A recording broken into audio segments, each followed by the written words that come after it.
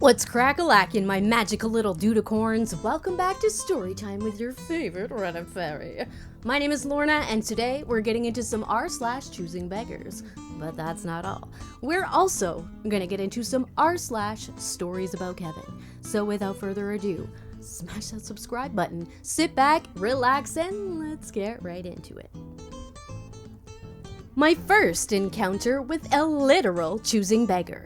Still very excited with this. Posted by user Genocide Purple. Okay. It's my very first post on this subreddit, and this just happened a little while ago. I'm still very excited and don't speak English very well, so sorry for that. If luckily gets into Luba's hands, relax. It's single mother free. I don't know who Luba is, but if you do, let me know in the comments. Okay. So I was eating my dinner and heard a clap in my door. Where I live, it's very common some beggars to knock on your door asking for something. Normally, they're good ones. Some of them are even friendly and polite. But that one was a huge exception, and what happened comes next. The choosing beggar, after maybe 30 seconds of clapping hands. Hello!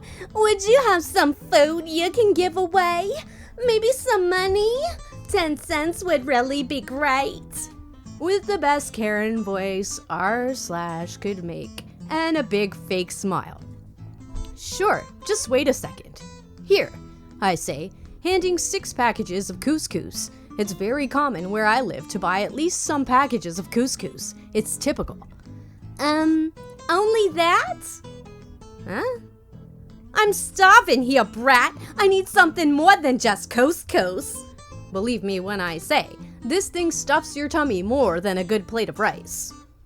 Already knowing what I'm dealing with. Oh God, sorry ma'am, I will get some money for you though. Thanks. I come back and hand her 10-cent coin. Are you joking? You said 10 cents would be really wonderful, didn't you? You spoiled brat, take this. I don't need that penny from a damned brat, she says, throwing the coin. Would you mind giving me back my couscous? You fucking brat. She huffs and puffs, going away and cursing. I know, it's not a big story with a big plot, but man, it's my very first choosing beggar story, and I'm still laughing my ass off because of that, so I had to post it. Oh, I would hate that. If I lived in a building where people could just come in and knock on your door and ask you for things, I would hate that. I would hate that so much. I mean, I like helping people out. It's one thing when you see somebody and you have that, feeling like I want to help them. But when they're coming to your house and I would hate that. That's all I'm gonna say about that. I mean, I'm sure they've got their reasons. Maybe they're really, really freaking desperate, but again, I would hate that. How you guys doing? Did you guys catch the episode yesterday? If not, my face being here might be a little bit of a shock to you. Alright, we're gonna get into the next story, but before I do, don't forget to smash that subscribe button, turn on all notifications for future videos just like this one, and hey, if you liked it, maybe smash that like button too. Just helps me out a little bit. Anyway, let's get into the next story, my dudes. This one is called Only Money. Posted by user TK-476, I think. Hey there. First of all, English is not my first language. Just a short one from yesterday.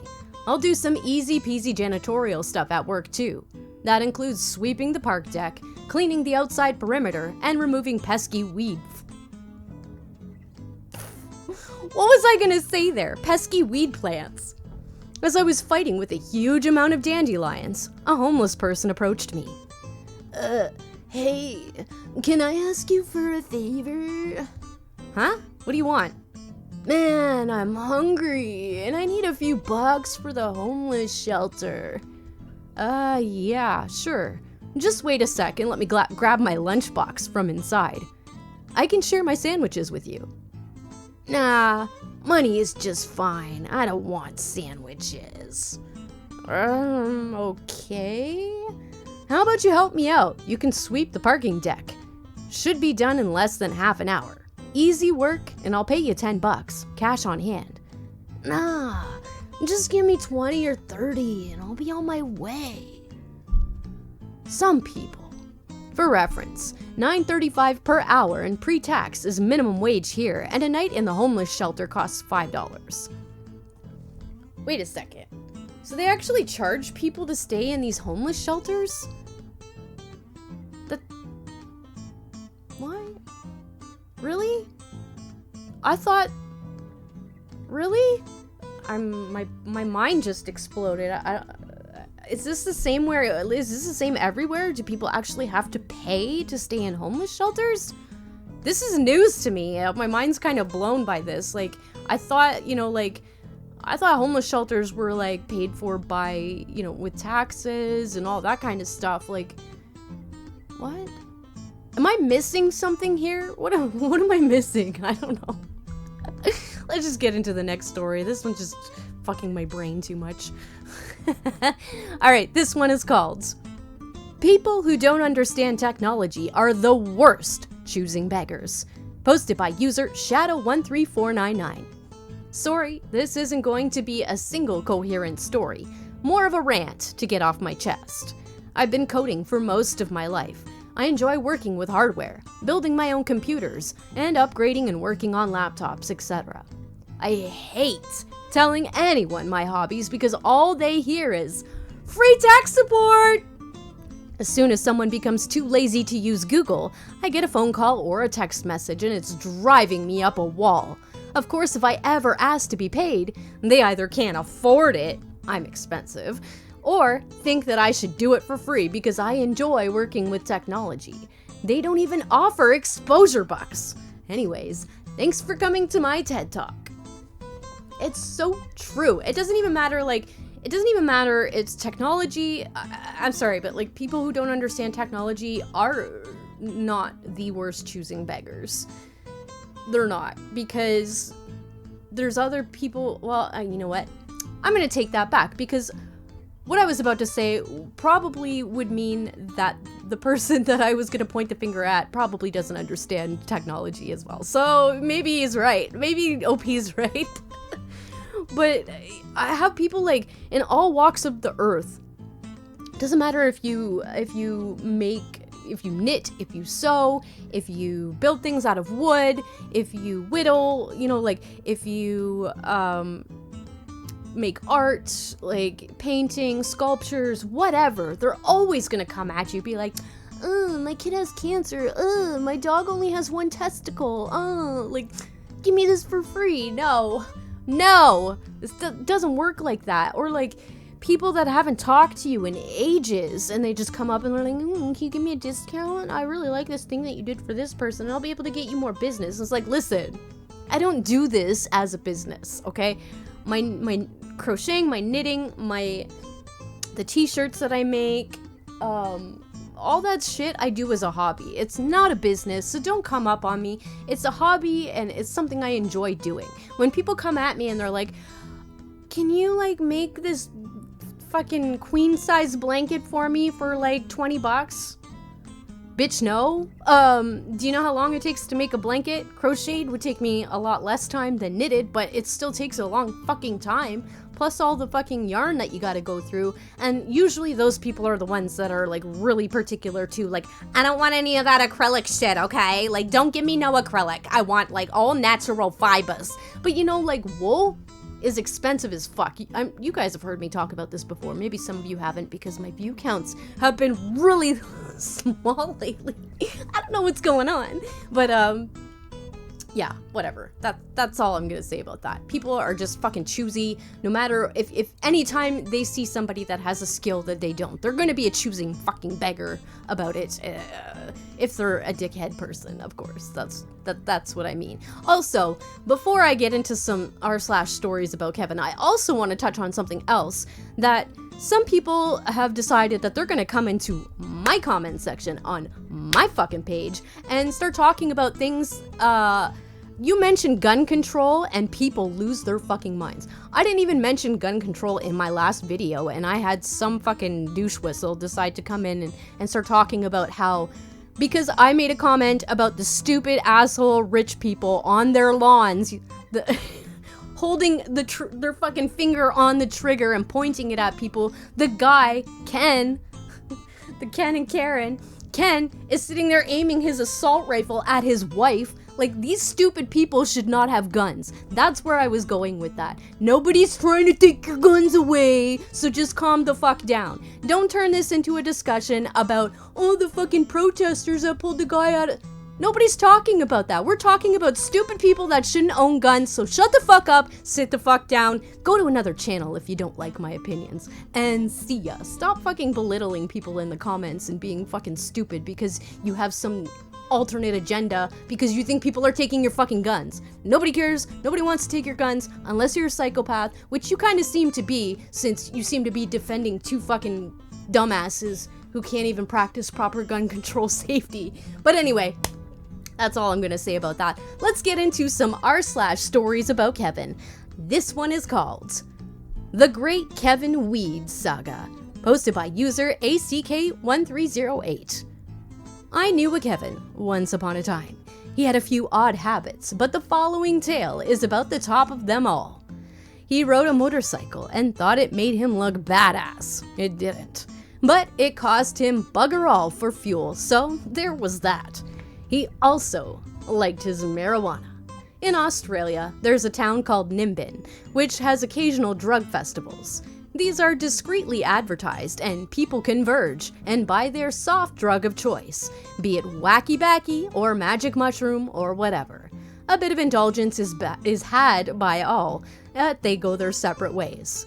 The police are aware of the whole thing, but it's generally harmless, so they don't put too much effort into stopping it, though they will usually patrol the highway and pull people over at random after the fact.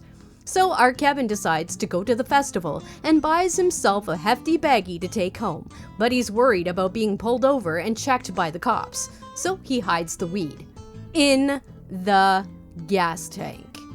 It gets better. He makes it all the way home without being pulled over. Oh, the irony. And then tried to hook the bag out of the tank. Funny thing about plastic and petrol, the bag kind of fell apart, leaving the weed behind in the tank. It gets better. So, he decides to ride around the block until the bike runs out of gas. Then he cuts the tank open and scrapes out all the petrol-soaked weed, which he promptly spreads out on a tarp to dry on the front lawn. And then, welds the fuel tank back together. How he has never had a fume explosion, I'll never know. And once that weed was dry, he smoked it and bitched about the taste. But he still smoked every single bit.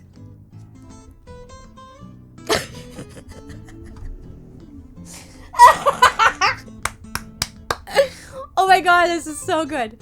This is so good. How could you smoke that? Like, okay, oh my god, like it would be soaked in gasoline for one, but like you would think that the whole thing would just light up in his face. Like, what? And then oh great, now we got the garbage truck. You go away. But like, why would you cut it open for one? Like, oh my god. And then welds it back shut? What the fuck? This is definitely, wow. It doesn't get much more Kevin than that. I don't think so. And he smoked it all. How?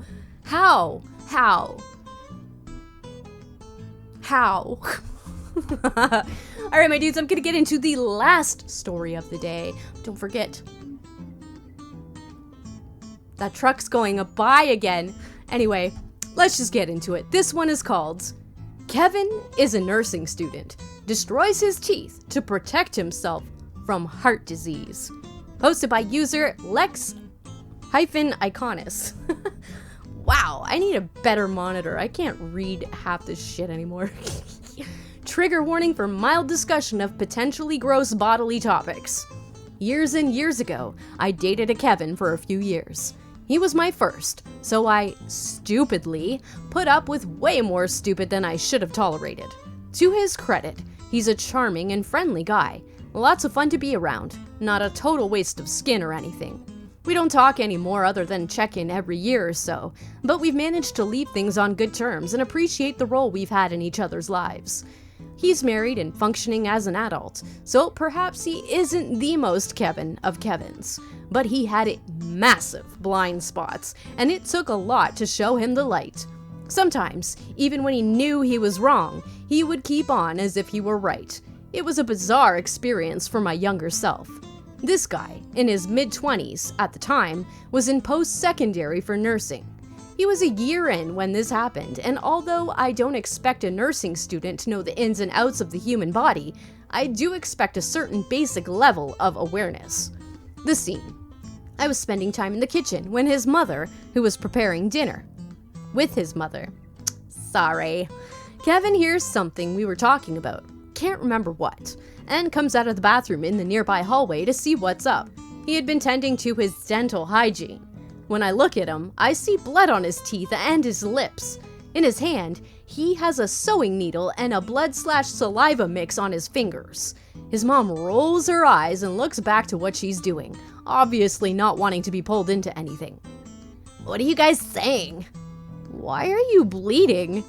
Oh, I was just scratching the plaque off my teeth. That's what brushing is for. Kevin's mom just sighs. She's had this conversation with him, apparently. But I don't want that plaque getting into my arteries. What? When you swallow the plaque from your teeth, it blocks up your arteries and gives you a heart attack. They're not the same plaque, Kevin. Yes. Yes, they are. After staring at him dumbfounded for a very long moment, I went to look it up. It was such a weird moment that I thought maybe I didn't know what I was talking about. What I found was that, no, dental plaque and plaque that builds up in the arteries are not the same thing. I also found out that there is a link between heart disease and gum disease, but definitely not for the same reason Kevin thought. After dinner, I showed this to Kevin in the computer room, explaining to him that he's not doing himself any favors. I can't remember the exact back and forth, but its content included him claiming that his teeth and gums were so bad that he was afraid of heart problems, and if he brushed his teeth, he'd be swallowing the plaque, so he used a needle on his teeth instead. Apparently, when he used the brush, he would swallow his toothpaste after, which in its own is a problem that I didn't have the energy to get into. I told him that his oral health was so bad because he didn't brush his teeth, and that using a needle on his teeth was destroying his tooth enamel. When I asked why his gums were bleeding so much, he said that he wanted to make sure he got all the way up in the gum line to make sure it was clean. When I asked him why he'd rather jab needles into his gums than brush his gum line and spit out the toothpaste instead of swallowing it, he just shrugged. In the end, he accepted that I was right, but said he would keep doing it because it made him feel better. I was with him for another couple of years after that because I was young and stupid. He, thankfully, never got through his nursing program. He now maintains city infrastructure in a city I don't live in. Nice guy, though. Oh, shit. I knew some people that they were like brush their teeth like so fucking hard. They'd only brush them once a day, but they'd brush that shit so hard that their gums would bleed, and then they'd have so many visits with the dentist because they're destroying the enamel on their teeth. Like, calm down. Brush your teeth, but don't fucking like kill your mouth and your teeth and like, you know, like you need that enamel on there. Just chill. Brush them, but don't like you're fucking trying to, I don't know, run a marathon in your mouth. You know what I'm saying? Anyways, that's all I've got for you guys today. I hope you enjoyed this episode. I tried to reposition the camera. I've got it, like, I've literally got my phone attached to my mic stand with a rubber band. That's how I'm holding it up right now. I'm a fucking genius. Anyway, hope you guys enjoyed this episode. Please smash that like button. Don't forget to subscribe. Turn on all notifications for future videos just like this one. As always, the links to these stories will be in the description below. So head on over to Reddit and show those buzzers some love and some upvotes. You know they deserve it, my dudes. And yeah, that's it. I'll see you guys in the next episode. Peace out, my dudes.